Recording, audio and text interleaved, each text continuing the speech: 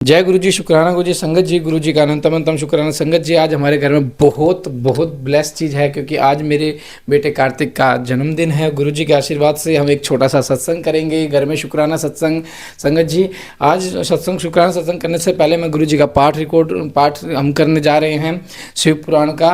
तो संगत जी, यह बहुत ज़रूरी सेवा, क्योंकि यह सेवा नहीं रुकनी चाहिए, क्योंकि इस सेवा से काफ़ी संगत इंतज़ार करते हैं शाम को 5 बजने का, कब शाम के 5 बजे और शिव पुराण का पाठ है।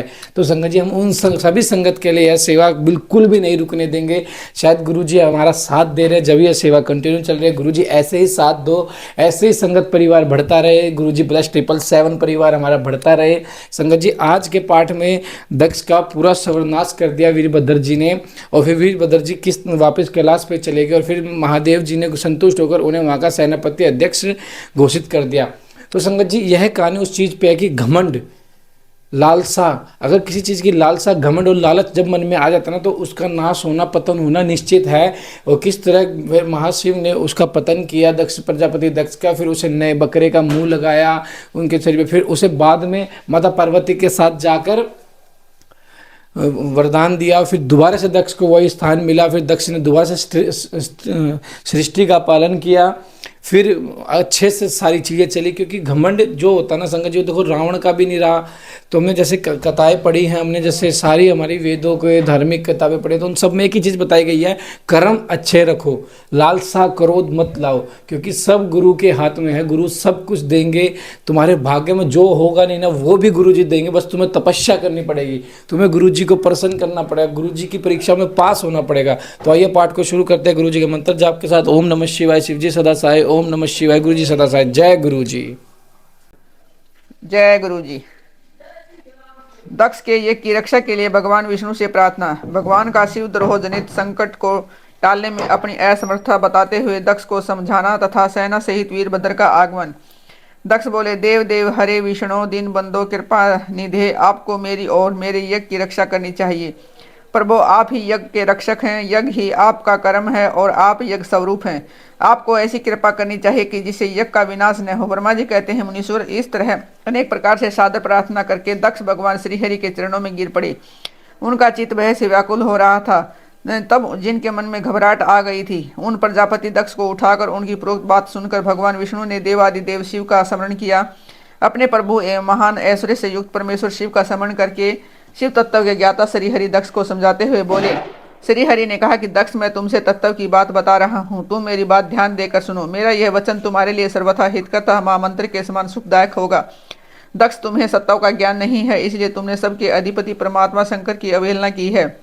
ईश्वर की अवहेलना से सारा कार्य सर्वथा निष्फल हो जाता है। केवल इतना ही नहीं, पग पग पर विपत्ति भी आती है। जहाँ अपूज्य पुरुषों की पूजा होती है और पूजनीय पुरुष की पूजा नहीं की जाती, वहाँ दरिद्रता, मृत्यु तथा भय, ये 3 संकट अवश्य प्राप्त होते हैं। इसलिए संपूर्ण प्रयत्न से तुम्हें भगवान वृषभध्वज का सम्मान करना चाहिए।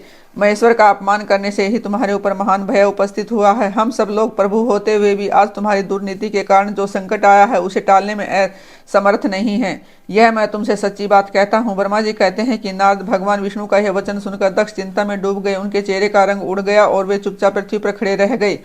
इसी समय भगवान रुद्र के भेजे हुए गणनायक वीरभद्र अपनी सेना के साथ यज्ञ स्थल में जा पहुंचे। वे सब के सब बड़े शूरवीर, निर्भय तथा रुद्र के समान ही पराक्रमी थे। भगवान शंकर की आज्ञा से आए हुए उन गणों की गणना असंभव थी। वीर शिरोमणि रुद्र सैनिक जोर जोर से सिंहनाद करने लगे। उनके उस महानाद से तीनों लोग गूंज उठे। आकाश धूल से ढक गया और दिशाएं अंधकार से आवृत हो गई। सातों द्वीपों से युक्त पृथ्वी अत्यंत भय से व्याकुल हो पर्वत, वन और कानों सहित कांपने लगी तथा संपूर्ण समुद्रों में ज्वार आ गया। इस प्रकार समस्त लोगों का विनाश करने में समर्थ उस विशाल सेना को लेकर समस्त देवता आदि चकित हो गए। सेना के उद्योग को देख दक्ष के मुंह से खून निकल आया। वे अपनी स्त्री को साथ ले भगवान विष्णु के चरणों में दंड की भांति गिर पड़े और इस प्रकार बोले। दक्ष ने कहा कि विष्णु महाप्रभु, आपके बल से ही मैंने यह महान यज्ञ का आरंभ किया है। सत्कर्म की सिद्धि के लिए आप ही प्रमाण माने गए हैं। विष्णु, आप कर्मों के साक्षीता, युगों के प्रतिपालक हैं। महाप्रभु, आप वेदोक्त धर्मता ब्रह्मा जी के रक्षक हैं। अतः प्रभु, आपको मेरे इस यज्ञ की रक्षा करनी चाहिए, क्योंकि आप सबके प्रभु हैं। ब्रह्मा जी कहते हैं कि दक्ष की अत्यंत दीनता पूर्व बात सुनकर भगवान विष्णु उस समय शिव तत्व से विमुख हुए दक्ष को समझाने के लिए इस प्रकार बोले। श्री विष्णु ने कहा कि दक्ष, इसमें संदेह नहीं कि मुझे तुम्हारे यज्ञ की रक्षा करनी चाहिए, क्योंकि धर्म परिपालन विषयक जो मेरी सत्य प्रतिज्ञा है वह सर्वत्र विख्यात है। परंतु दक्ष, मैं जो कुछ कहता हूँ उसे तुम सुनो। इस समय अपनी क्रूरतापूर्ण बुद्धि को त्याग दो। देवताओं के अक्षत्र नैमिषारण्य में जो अद्भुत घटना घटित हुई है उसका तुम्हें स्मरण नहीं हो रहा क्या? तुम अपनी कुबुद्धि के कारण उसे भूल गए। यहाँ कौन भगवान रुद्र के कोप से तुम्हारी रक्षा करने में समर्थ है? दक्ष, तुम्हारी रक्षा किसको अभिमत नहीं है, परंतु जो तुम्हारी रक्षा करने को उद्यत होता है वह अपनी दुर्बुद्धि का ही परिचय देता है। दुर्मते, क्या कर्म है क्या अकर्म, इसे तुम नहीं समझ पा रहे। केवल कर्म ही कभी कुछ करने में समर्थ नहीं हो सकता। जिसके सहयोग से कर्म में कुछ करने की सामर्थ्य आती है उसी को तुम सौ कर्म समझो। भगवान शिव के बिना दूसरा कोई कर्म में कल्याण करने की शक्ति देने वाला नहीं है। जो शांत हो, ईश्वर में मन लगाकर उसकी भक्तिपूर्वक कार्य करता है, उसी को भगवान शिव तत्काल उस कर्म का फल देते हैं।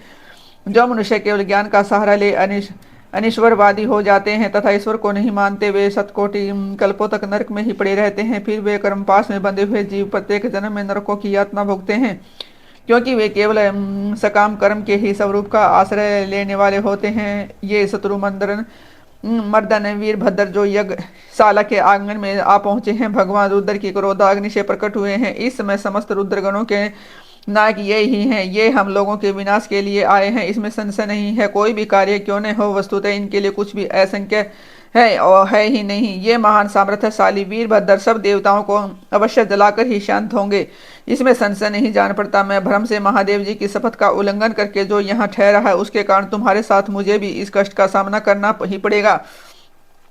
भगवान विष्णु इस प्रकार कह ही रहे थे कि वीरभद्र के साथ शिव गणों की सेना का समुद्र उमड़ आया। समस्त देवता आदि ने उसे देखा। देवताओं का पलायन, इंद्र आदि के पूछने पर बृहस्पति का रुद्रदेव की अजेयता बताना, वीरभद्र का देवताओं को युद्ध के लिए ललकारना, श्री विष्णु और वीरभद्र की बातचीता, विष्णु आदि का अपने लोक में जाना एवं दक्ष और यज्ञ का विनाश करके वीरभद्र का कैलाश को लौटना। ब्रह्मा जी कहते हैं कि नारद, उस समय देवताओं के साथ शिवगणों का घोर युद्ध आरंभ हो गया। उसमें सारे देवता पराजित हुए और भागने लगे। वे एक दूसरे का साथ छोड़कर सर्वलोक में चले गए। उस समय केवल महाबली इंद्र आदि लोकपाल ही उस दारुण संग्राम में धैर्य धारण करके उत्सुतापूर्वक खड़े रहे। तदंतर इंद्र आदि सब देवता मिलकर इस समारंगण में बृहस्पति जी को विनीत भाव से नमस्कार करके पूछने लगे। लोकपाल बोले, गुरुदेव बृहस्पति, तात्पर महाप्राज्ञा दयानिधे, शीघ्र बताइए, हम जानना चाहते हैं कि हमारी विजय कैसे होगी। उनकी यह बात सुनकर बृहस्पति ने प्रयत्न पूर्वक भगवान शंभु का स्मरण किया और ज्ञान दुर्बल महेंद्र से कहा। बृहस्पति बोले, इंद्र, भगवान विष्णु ने पहले जो कुछ कहा था वह सब इस समय घटित हो गया है। मैं उसी को स्पष्ट कर रहा हूँ, सावधान होकर सुनो। समस्त कर्मों का फल देने वाला जो कोई ईश्वर है वह कर्ता ही आश्रय लेता है। कर्म करने वाले को उस कर्म का फल देता है। जो कर्म करता ही नहीं, उसको फल देने में वह समर्थ नहीं है। अतः जो ईश्वर को जानकर उसका आश्रय लेकर सत्कर्म करता है, उसी को कर्म का फल मिलता है। ईश्वर द्रोही को नहीं, न मंत्र, न औषधिया, न समस्त आभिचारिक कर्म, न लौकिक पुरुष, न कर्म, न वेद, न पूर्व और उत्तर मीमांसा तथा न नाना वेदों से युक्त अन्याय शास्त्र ही ईश्वर को जानने में समर्थ होते हैं, ऐसा प्राचीन विद्वानों का कथन है। अनन्य शरण भक्तों को छोड़कर दूसरे लोग संपूर्ण वेदों का 10,000 बार स्वाध्याय करके भी महेश्वर को भली भांति नहीं जान सकते। यह मां श्रुति का कथन है। अवश्य भगवान शिव के अनुग्रह से ही सर्वथा शांत, निर्विकार एवं उत्तम दृष्टि से सदा शिव के तत्व का साक्षात्कार हो सकता है। सुरेश्वर क्या कर्तव्य है और क्या अकर्तव्य, इसका विवेचन करना अभिष्ट होने पर भी मैं जो इसमें सिद्धि का उत्तम अंश है उसी का प्रतिपादन करूंगा। तुम अपने हित के लिए इसे ध्यान देकर सुनो। इंद्र, तुम लोकपालों के साथ आज नादान बनकर दक्ष यज्ञ में आ गए। बताओ तो यहाँ क्या पराक्रम करोगे? भगवान रुद्र जिनके सहायक हैं, ऐसे ही ये परम क्रोधी रुद्रगण इस यज्ञ में विघ्न डालने के लिए आए हैं और अपना काम पूरा करेंगे, इसमें संशय नहीं है। मैं सत्य सत्य कहता हूँ कि इस यज्ञ के विघ्न का निवारण करने के लिए वस्तुतः तुम में से किसी के पास भी कोई सर्वथा उपाय नहीं है। बृहस्पति जी की यह बात सुनकर वे इंद्र सहित समस्त लोकपाल बड़ी चिंता में पड़ गए। वह तब महावीर रुद्रगणों से घिरे हुए वीरभद्र ने मन ही मन भगवान शंकर का स्मरण करके इंद्र आदि लोकपालों को डांटा और इसके पश्चात रुद्रगणों के नायक वीरभद्र ने रोष से भरकर तुरंत ही संपूर्ण देवताओं को तीखे बाणों से घायल कर दिया। उन बाणों की चोट खाकर इंद्र आदि समस्त सुरेश्वर भागते हुए 200 दिशाओं में चले गए। तब लोकपाल चले गए और देवता भाग खड़े हुए। तब वीरभद्र अपने गणों के साथ यज्ञशाला के समीप गए। उस समय वहां विद्वान समस्त ऋषि अत्यंत भयभीत हो परमेश्वर श्री हरि से रक्षा की प्रार्थना करने के लिए सहसा नतमस्तक हो शीघ्र बोले, देव देव रमानाथ सर्वेश्वर महाप्रभु, आग दक्ष के यज्ञ की रक्षा कीजिए। आप ही यज्ञ हैं, इसमें संशय नहीं है। यज्ञ आपका कर्म रूप और अंग है।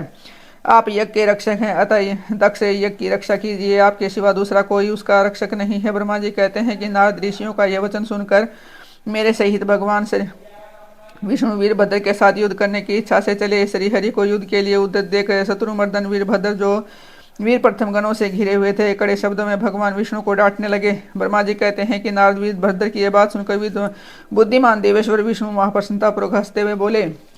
श्री विष्णु ने कहा कि वीरभद्र, आज तुम्हारे सामने मैं जो कुछ कहता हूँ उसे सुनो। मैं भगवान शंकर का सेवक हूँ, तुम मुझे रुद्रदेव से विमुख न कहो। दक्ष अज्ञानी है, कर्मकांड में ही इसकी निष्ठा है। इसने मूर्तावश पहले मुझसे बारंबार अपने यज्ञ में चलने के लिए प्रार्थना की थी। मैं भक्त के अधीर ठहरा, इसलिए चला आया। भगवान महेश्वरी भक्त के अधीन रहते हैं। तात दक्ष मेरा भक्त है, इसलिए मुझे यहाँ आना पड़ा है।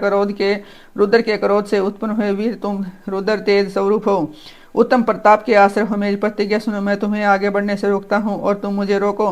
परिणाम वही होगा जो होने वाला होगा, मैं पराक्रम करूंगा। ब्रह्मा जी कहते हैं कि नारद भगवान विष्णु के ऐसा कहने पर महाबाहु वीरभद्र हंसकर बोले, आप मेरे प्रभु के प्रिय भक्त हैं, यह जानकर मुझे बड़ी प्रसन्नता हुई। इतना कहकर गणनायक वीरभद्र हंस पड़ा और विनय से नतमस्तक हो बड़ी प्रसन्नता के साथ श्री विष्णु से देव से कहने लगा कि वीरभद्र ने कहा कि महाप्रभु, मैंने आपके भाव की परीक्षा के लिए कड़ी बातें कही हैं। इस समय यथार्थ बात कहता हूँ, सावधान होकर सुनो। हरे जैसे शिव हैं वैसे आप हैं, जैसे आप हैं वैसे शिव हैं, ऐसा भेद कहते हैं कि वेदों का यह कथन शिव की आज्ञा के अनुसार ही है। रमानाथ भगवान शिव की आज्ञा से हम सब लोग उनके सेवक ही हैं। तथापि मैंने जो बात कही है वह इस वाद विवाद के अवसर के अनुरूप ही है। आप मेरी हर बात को आपके प्रति आदर के भाव से ही कही गई समझिए। ब्रह्मा जी कहते हैं कि वीरभद्र का यह वचन सुनकर भगवान श्री हरि हंस पड़े और उनके लिए हितकर वचन बोले। श्री विष्णु ने कहा कि महावीर, तुम मेरे साथ निशंक होकर युद्ध करो। तुम्हारे अस्त्रों से शरीर के भर जाने पर भी मैं अपने आश्रम को जाऊंगा। ब्रह्मा जी कहते हैं कि ऐसा कहकर भगवान विष्णु चुप हो गए और युद्ध के लिए कमर कसकर डट गए। महाबली वीरभद्र भी अपने गणों के साथ युद्ध के लिए तैयार हो गए। नारद तदंतर भगवान विष्णु और वीरभद्र में घोर युद्ध हुआ। अंत में वीरभद्र ने भगवान विष्णु के चक्र को स्तंभित कर दिया तथा सारंग धनुष के 3 टुकड़े कर डाले। तब मेरे द्वारा एवं सरस्वती द्वारा बोधित हुए श्री विष्णु ने उस महान गणनायक वीरभद्र को ऐसे तेज से संपन्न जानकर वहां से अंतर्ध्यान होने का विचार किया। दूसरे देवता भी यह जान गए कि सती के प्रति जो अन्याय हुआ है उसी का यह सब भावी परिणाम है। दूसरों के लिए इस संकट का सामना करना अत्यंत कठिन है। यह जानकर वे सब देवता अपने सेवकों के साथ स्वतंत्र सर्वेश्वर शिव का स्मरण करके अपने अपने लोकों को चले गए। मैं भी पुत्र के दुख से पीड़ित हो सत्यलोक में चला आया और अत्यंत दुख से आतुर हो सोचने लगा कि अब मुझे क्या करना चाहिए। मेरे तथा श्री विष्णु के चले जाने पर मुनियों सहित समस्त यज्ञ के आधार रहने वाले देवता शिव गुणों द्वारा पराजित हो भाग गए। उस उपद्रव को देखकर उस महामख का विध्वंस निकट जानकर वह यज्ञ भी अत्यंत भयभीत हो मृग का रूप धारण करके वहां से भागा। मृग के रूप में आकाश की ओर भागते देख वीरभद्र ने उसे पकड़ लिया और उसका मस्तक काट डाला। फिर उन्होंने मुनियों तथा देवताओं के अंग भंग कर दिए और बहुतों को मार डाला। प्रतापी मणिभद्र ने मृगु को उठाकर पटक दिया और उनकी छाती को पैर से दबाकर तत्काल उनकी दाढ़ी मूछ नोच डाली। चंड ने बड़े वेग से पूषा के दांत उखाड़ लिए, क्योंकि पूर्व काल में जिस समय महादेव जी की दक्ष के लिए गालियां दी जा रही थी उस समय वे दांत दिखा दिखा कर हंसे थे। नंदी ने भक्त को रोषपूर्वक पृथ्वी पर दे मारा, उनकी दोनों आंखें निकाल ली, क्योंकि जब दक्ष शिव जी को श्राप दे रहे थे तो उस समय वे आंखें के संकेत से अपना अनुमोदन सूचित कर रहे थे। वहां रुद्रगण नायकों ने सवधा स्वाहा और दक्षिणा देवियों की बड़ी विडंबना की। वहां जो मंत्र तंत्र था दूसरे लोग थे उनकी भी बहुत तिरस्कार किया। ब्रह्मपुत्र दक्ष भय के मारे अंतर्वेदी के भीतर छिप गए। वीरभद्र उनका पता लगाकर उन्होंने बलपूर्वक पकड़ लाए। फिर उनके दोनों गाल पकड़कर उन्होंने उनके मस्तक पर तलवार से आघात किया, परंतु योग के प्रभाव से दक्ष का सिर अभेद हो गया था, इसलिए कट नहीं सका। जब वीरभद्र को ज्ञात हुआ कि संपूर्ण अस्त्र शस्त्रों से इसके मस्तक का भेदन नहीं हो सकता है, तब उन्होंने दक्ष की छाती पर पैर रखकर दबाया और दोनों हाथों से गर्दन मरोड़ कर तोड़ डाली। फिर शिवद्रोही दुष्ट दक्ष के उस सिर को गणनायक वीरभद्र ने अग्निकुंड में डाल दिया। तदंतर जैसे सूर्य घोर अंधकार राशि का नाश करके उंदाचल पर आरूढ़ होते हैं, उसी प्रकार वीरभद्र दक्ष और उनके यज्ञ का विध्वंस करके कृतकार्य हो तुरंत ही वहां से उत्तम कैलाश पर्वत को चले गए। वीरभद्र को काम पूरा करके आया देख परमेश्वर शिव मन ही मन बहुत संतुष्ट हुए और उन्होंने उन्हें वीर परमथ गणों का अध्यक्ष बना दिया। जय गुरु जी, शुक्रान गुरु जी। संगत जी देखो, महाशिव जब किसी की दरिद्रता, किसी का घमंड और किसी के पाप ज्यादा बढ़ जाते हैं तो महाशिव खुद आते हैं उसे उसके पापों से मुक्ति देने, किस तरह दक्ष को मुक्ति दी, फिर उन्हें अब आगे आपको पता चला कि बकरी का मुंह लगाया गया। तो कई सालों तक जब माता पार्वती और महाशिव दोबारा वहाँ गए, जब महाशिव ने उन्हें क्षमा किया, वरदान दिया दोबारा। तो संगत जी इसलिए कहते हैं कि गलतियां ना करो, कर्म अच्छे रखो। गुरु जी बार बार कहते हैं कि कर्म जितने चंगे रखोगे उतनी सफलता की सीढ़ी चढ़ते जाओगे। तो संगत जी प्यारी सी हाजरी जरूर लगाना पाठ में। जय गुरु जी, शुक्राना गुरु जी करके प्यारा सा कमेंट जरूर करना। जय गुरु जी, शुक्राना गुरु जी।